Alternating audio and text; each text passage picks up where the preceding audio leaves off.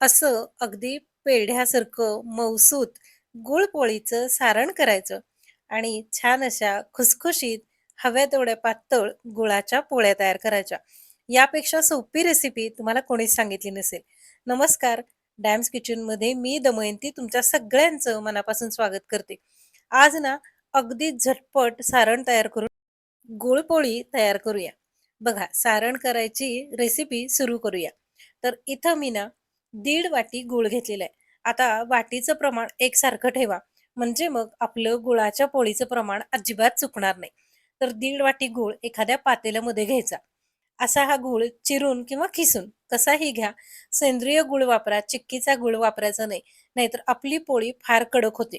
आणि जो पिवळा गूळ असतो ना, तो सुद्धा वापरणं टाळा. आता हा जो गूळ आहे ना, तो खिसून घेतला. आता 1 वाटी पांढरे तीळ घेऊया. तीळ छान खमंग असे भाजून घ्यायचे. आपल्याला हे तीळ पोळीसाठी वापरायचे. त्यामुळं जेवढे छान भाजून घेता येतील ना, तेवढे घ्यायचे. शेंगदाणे सुद्धा भाजून सालं काढून घ्यायचे. कूट तयार असेल ना, तर आपलं काम आणखीन सोपं होतं. आता मिक्सरच्या भांड्यामध्ये हे शेंगदाणे घालूया आणि याचं वाटण तयार करून घेऊया. तर बघा, शेंगदाण्याचं कूट अगदी छान मऊसूत तयार झालेलं आहे. एकदम मस्त असं हे शेंगदाण्याचं कूट तयार झालं. आता काय करायचं, तर हे भाजून थंड झालेले तीळ जे आहेत ना, ते सुद्धा मिक्सरमध्ये छान असे फिरवून घ्यायचे. अगदी बारीक फिरवून घ्यायचे. थंड झाले म्हणजे मग ओबड-धबड भाजले जात नाहीत. आता आपण जो गूळ चिरून घेतला होता ना, तो वितळवून घेऊयात. तर कुकरमध्ये तळामध्ये पाणी घालायचं, त्याच्यावरती एक स्टँड ठेवायचं.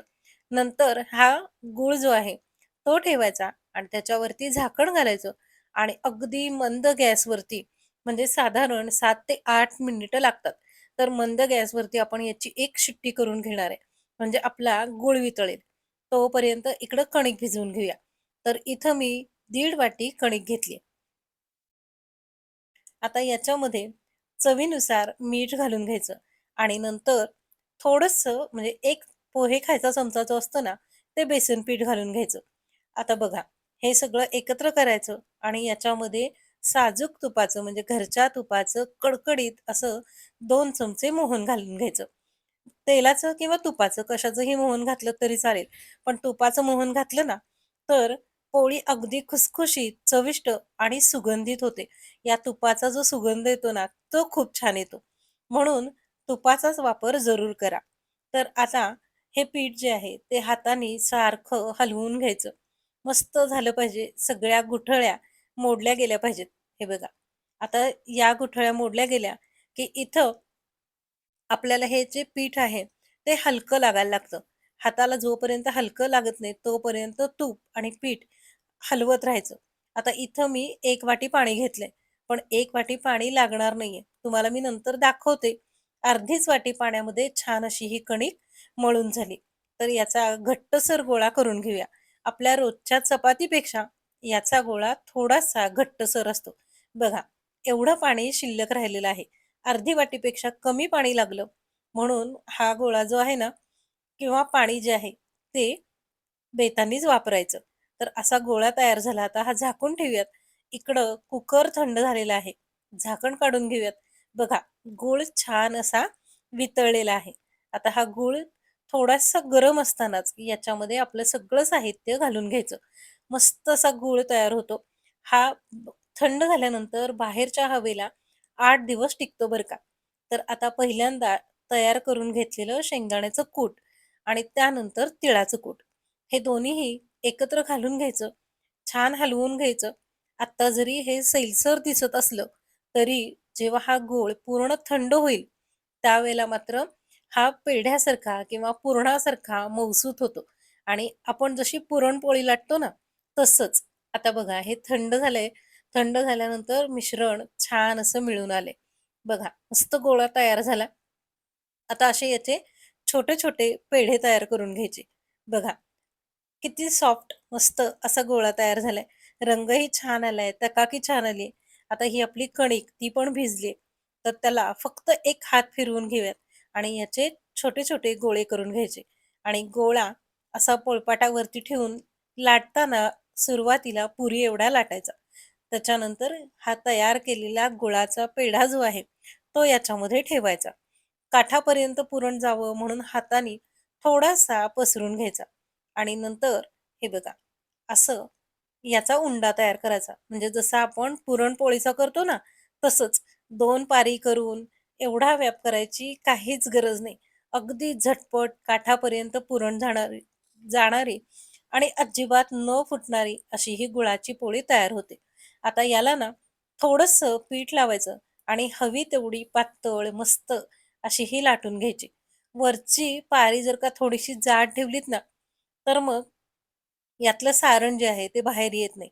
आता तुम्ही बघा, पोळी तर छान अशी लाटून झाली. आता तव्यावरती टाकून घेऊयात. तवा छान तापलेला आहे. त्याच्यावरती ही पोळी मी भाजून घेते. तोपर्यंत तुम्ही व्हिडिओ लाईक करून चॅनल सबस्क्राईब करून घ्या. आणि हो, जेव्हा तुम्हाला आवडेल ना, तेव्हा व्हिडिओला एक लाईक करायला मात्र अजिबात विसरू नका. तर अशी ही झटपट, अगदी मस्त अशी होणारी ही गुळाची पोळी. या गुळाच्या पोळ्या थंड झाल्यानंतर 8 ते 10 दिवस बाहेरच्या हवेला छान अशा टिकतात. आणि गुळपोळीचा गुळसुद्धा गडबड होऊ नये, धावपळ होऊ नये असं वाटत असेल ना, तर तो सुद्धा तुम्ही 8 दिवस आधी तयार करून ठेवलात तरी चालतो बरं का. तर बघा मस्त अशी पोळी फुगलेली आहे. थंड झाल्यानंतर तुम्हाला पुढं जाऊन दाखवतेच. छान असं काठापर्यंत सारण गेलेलं आहे. हवी तेवढी जाड किंवा हवी तेवढी पातळ तुम्ही अशी ही गुळाची पोळी करू शकता. खाताना मात्र याच्यावरती तूप घालून घ्यायचं आणि मग खायला घ्यायची. आता एक-एक करून मी या पोळ्या मस्त अशा भाजून घेते. आता ही साठवण्याची एक ट्रिक सांगते. पोळ्या पूर्ण थंड करायच्या म्हणजे अगदी थंड झाल्या पाहिजेत. नंतर एक डबा घ्यायचा आणि त्या डब्यामध्ये पसरट डबा घ्यायचा. त्या डब्यामध्ये खाली पेपर किंवा रुमाल घालायचा आणि त्याच्यावरती एकावर एक या पोळ्या ठेवायच्या. या पोळीला तेल किंवा तूप वरून लावायला वापरायचं नाही म्हणजे गरम असताना. म्हणजे मग पोळ्यांना वास येत नाही आणि छान मस्त अशा या पोळ्या टिकतात. आणि थंड झालेल्या या पोळ्या नंतर डब्याचं झाकण लावून तुम्ही ठेवून दिल्यात ना, तर छान राहतात आणि याची चव एकदा घेऊनच बघा बरं का. बघा मस्त खरपूस भाजली आहे की नाही पोळी. आता तुम्हाला ही तयार झालेली पोळी जी आहे ना, ती दाखवते. तर अगदी तुम्ही ओठाने खाऊ शकाल एवढी छान मस्त गुळाची पोळी ही तयार होते. बघा सारण तर काठापर्यंत गेले. मस्त अशी पोळी तयार झाली. आता व्हिडिओ लाईक करायला विसरू नका बरं का.